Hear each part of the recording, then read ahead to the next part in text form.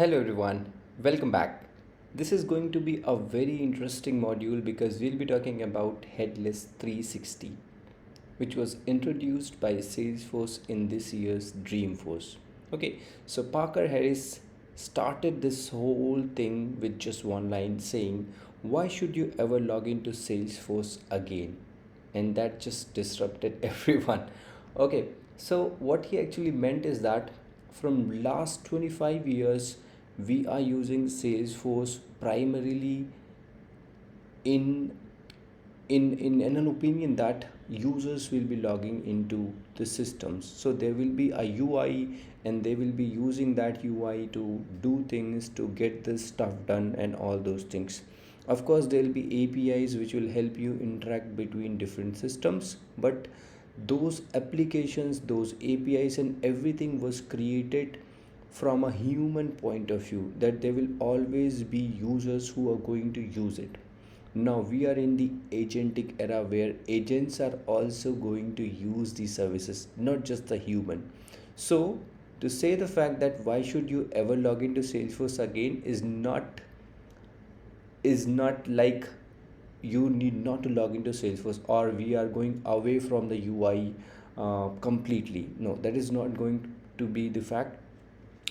We are now in an era where we will have users as well as agents using these services. So for users we already have the UI and all the capabilities are already around that, but in order for agents to be able to use everything which we have in Salesforce, we will be going headless. That means we will be going browser free. Agents need not to log into Salesforce UI in order for them to be able to do anything.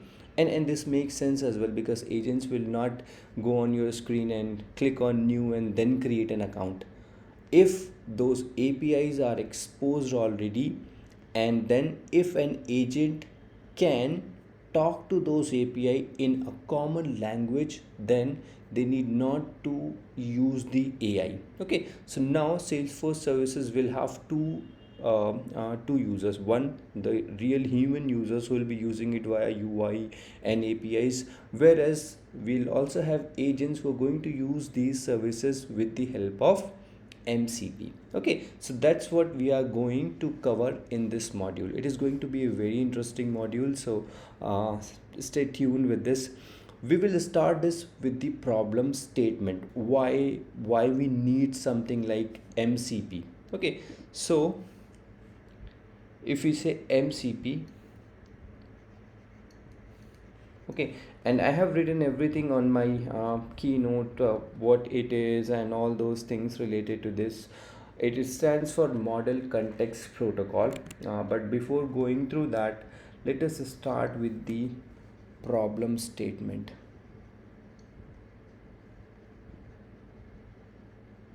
Okay, okay, let's take an example. Okay, remember remember the nightmares before we had this type C charger. You had a Samsung phone, you need a micro USB charger. You have a MacBook or you have an iPhone, you need the lightning chargers or MagSafe charger. Okay, so different devices were using different cable, different chargers. If you forget your charger, it will be a nightmare for you to get one because everyone is carrying a different phone and different charger, right? So what industry was doing is that every manufacturer decided their own connectors, their own standard, and they were focusing on building their own ecosystem, right? The result was being a bag full of cables and a constant compatibility anxiety. Okay, and then type C came. With type C, one connector, one standard, your phone, your laptop, your tablet, your earbuds, your speakers, all of them will have same port, and now you travel with just one cable, and if in case you forget, you can borrow it from anyone else, right? So you buy a new device, you might already have a cable for that. You do not even need to open the cable. All right, yeah, I have done this multiple times. So now the devices does not care about who made the charger, The chargers does not care about which device it is plugged into, whether you are charging a speaker or earbuds. No matter, you can do that. Like of course there are phones and there are of course cables compatibility issue even today itself, but we'll just ignore them. So all in all, device does not care about cable does not care about which device you are charging into. Okay, because they both speak the same language through the type C port and type C supported cable. Okay, and that is why communication is easier. Think of MCP as a type C for AI. In a way, if AI needs to speak to any system, and if that system also speaks the language of MCP, then you AI system will be easily able to communicate to that third party external system. Okay, don't get confused. Okay, so before MCP, every AI tool like cloud, like ChatGPT, Cursor, all had its own custom connectors for every service. Okay, so if let's say ChatGPT needs to interact with Salesforce, they'll have a different connectors. Similarly, let's say if cloud needs to talk to Salesforce, they will have a different connector which will be completely different from the one which we had with the ChatGPT. So everyone will be writing the custom code for that, and that will there'll be no uniformness on that, right? So same problem, different cable every time, right? So with the help of MCP, when Salesforce say that they are going headless, what they are saying is that they have implemented MCP, right? So what MCP says, here is one connector. Every service that wants to be used by AI must implement this connector. Similarly, every AI that wants to use that service speaks via this connector only. So this connector will act as a bridge between the AI tool and the service provider. Let's say for example Salesforce. So AI tool will have the cable which speaks the language of type C, and Salesforce as a service provider will have the type C port. AI will have the cable, Salesforce will have a type C port, so that AI can easily connect to Salesforce via the cable it already have. Okay, so with the help of MCP, we will be able to communicate between a AI tool, in a way AI agents, and service provider, which is Salesforce. Now Salesforce has implemented MCP, which means it now has a type C port. Cloud, let's say cloud or chat GPT speaks the MCP, means they carry a type C cable, and that is why the communication will be easier.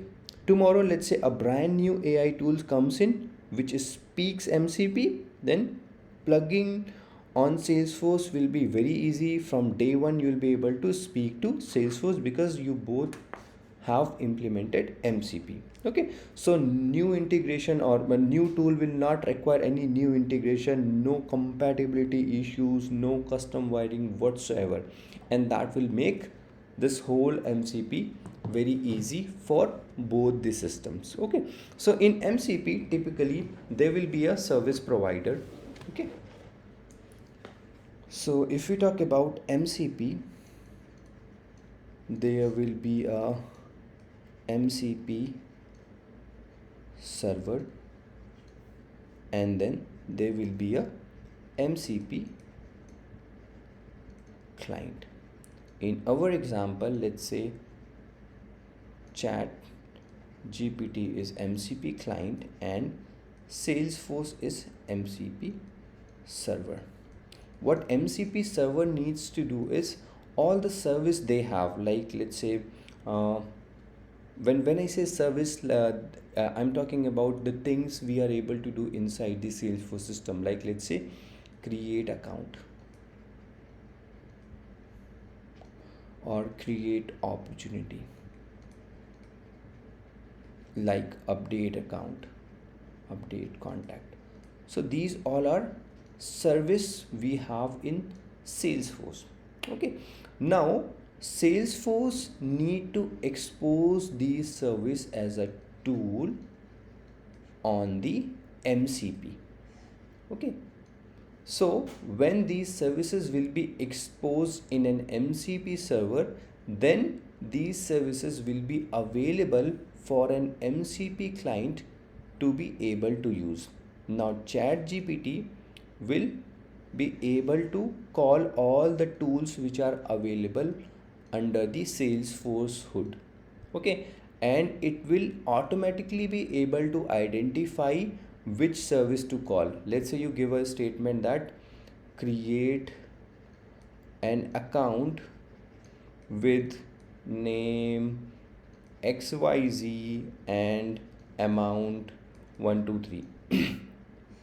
So you gave this statement to ChatGPT agent, and ChatGPT agent will be able to call the MCP server, will be able to get all the tools available on that MCP hood, and then will be able to go through each tool available, go through the description given under these tool, and will automatically be able to identify which service to call to create an account. Okay, you need not to tell, Salesforce need not to tell ChatGPT which API to call.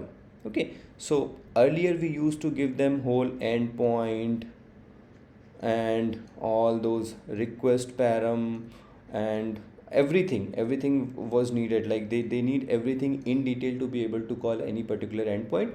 Now they don't need to know anything. This chat gpt or this MCP client has an LLM capability by which it will be able to go through all the tools, will be able to go through the description given on each service, and will be able to identify which API to call at the end to create an account. Okay, Salesforce need not to be worried about providing all those details to ChatGPT, to Cloud A, and do everything.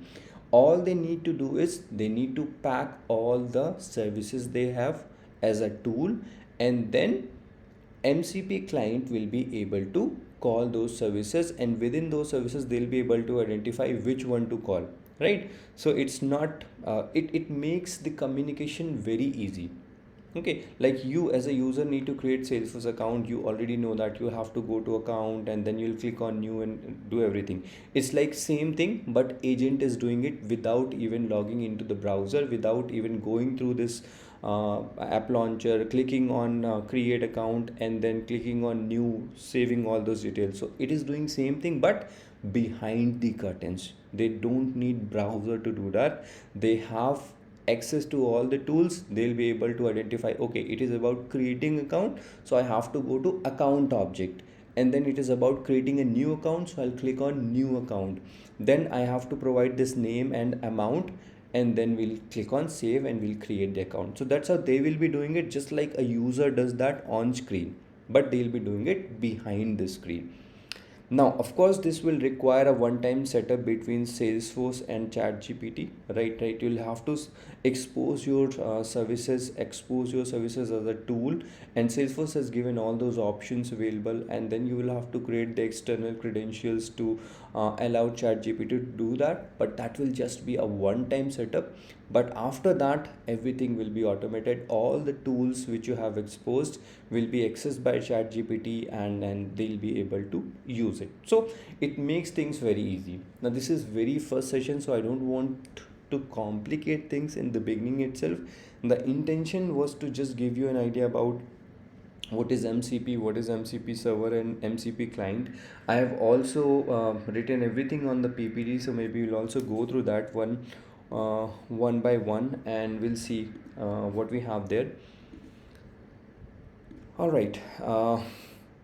But don't worry, we will be doing everything in detail, like from setting everything on the Salesforce side, and then creating a connection with the chat gpt and cloud A, and then creating everything. I'll be showing you the list of tools available which Salesforce has exposed. Salesforce will give you an option to activate and deactivate them as well, so that you can control it on the Salesforce level. All right, so the statement was that we are going browser free, or we are introducing Headless 360. Headless means here head basically means the browser. So they are going, or they going away from, not away from, but they are also exposing their services for the agents, and those agents do not require browser, and that is why it is called the Headless 360. Okay, it's an architectural initiative where Salesforce capabilities, all those capabilities related to Salesforce, are accessible programmatically without even opening a browser. So here headless means removing the head, removing the browser. Okay, and 360 means it applies across all the entire Salesforce ecosystem, not just CRM data, but metadata, automation, analytics, agent configuration, deployment, testing, everything, full circle. So it is applicable on complete Salesforce. Salesforce has wrapped all those services under different tool sets. We'll be seeing that in next session, but it is not limited to just exposing the Salesforce data or exposing few features like create or delete something. It is wide. That's what 360 means. Then we comes to MCP. What is MCP? Model Context Protocol. It's an open source communication standard that defines a universal way of AI systems to connect to external tools. Okay, so we have already gone through this, like chat gpt needs to communicate to Salesforce, they'll be writing their custom code pre MCP era, but now that they both speaks the common language with the help of MCP, they don't need to write custom code for all those. See, there was a problem of n is to m, like there'll be n AI tool and there'll be m services on the service provider, and you need to create a custom integration for each of that combination. So we will be ending up writing multiple integration for smaller things. With MCP, that problem is solved. You just need to connect it once and start using it smoothly without writing so much code. And with code, it's not only about writing code, but also the maintainability. It was very difficult to maintain. A small tweak or small change in one of the side will break the whole integration. But now, because they speak the common language, with the help of MCP, the compatibility is not going to be the issue, and that is why the connectivity is going to be very smooth and immediate. Okay. Okay, as I said, then we have MCP servers. Okay, so there will be a MCP server and there will be a MCP client. In our example, Salesforce was the MCP server. A server is someone who is exposing their services. Okay, so Salesforce will be exposing their services like their data, their metadata, their business operations, their APIs. All those things will be exposed by Salesforce. Okay, without requiring any hard-coded API knowledge, any client will be able to use those services because we have implemented MCP and Salesforce has exposed their services as a MCP server as a tool, right? So there are a couple of key considerations we have for MCP servers. Okay, uh, it exposes tools using the standard protocol which is understood by AI agents. So that is why AI agents will be able to call those tools, will be able to navigate through, will be able to go through the details of those tools, and will be able to identify which tools they need to use in order to be able to fulfill the given instruction by the user. Okay, again, authentication and authorization is very essential, and it is strong because we are going to use auth 2.0 here as well. Okay, the same we have we understood in our rest module. So there is nothing new. Once we actually do this practically, you will be able to see how it actually works. Okay, so nothing new for here to focus on right now. Just remember these key considerations. We are going to go through these in details when we actually do it practically, right? For now, because it is very much theoretical, I don't want you to focus more on versioning, error handling, logging, all those things. First, we'll make a good fundamental around how we expose it and how our client will be able to call this, and then maybe we can again go back to the theory and go through all those key considerations. Same here for the MCP client. Let's say ChatGPT or cloud, they are going to be your MCP client.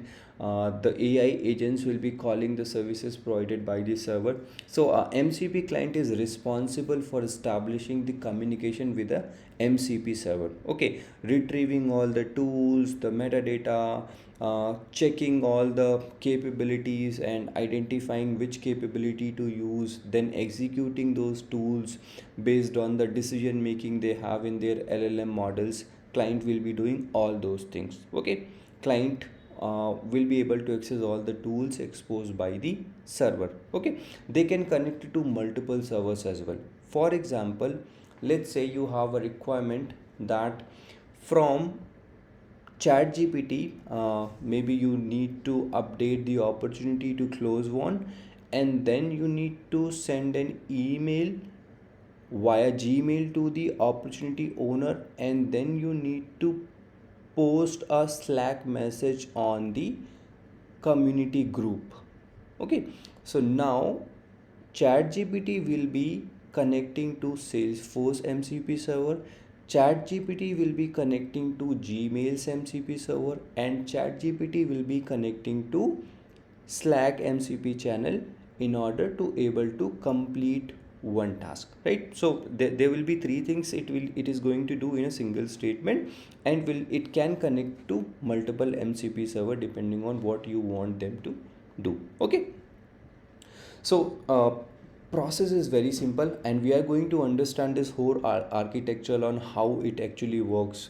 Given a statement, how it breaks the statement, how it goes through all the tools available on the server, how it identifies which tool they need to use or which service they need to use inside a particular tool. All right, so those all things we are going to do or going to understand in detail in coming sessions, where we'll be explaining the MCP architecture and how the decision making actually happens. Okay, all right, so that's I think that's pretty much about the introduction of MCP, understanding the problem statement and what MCP server and client does.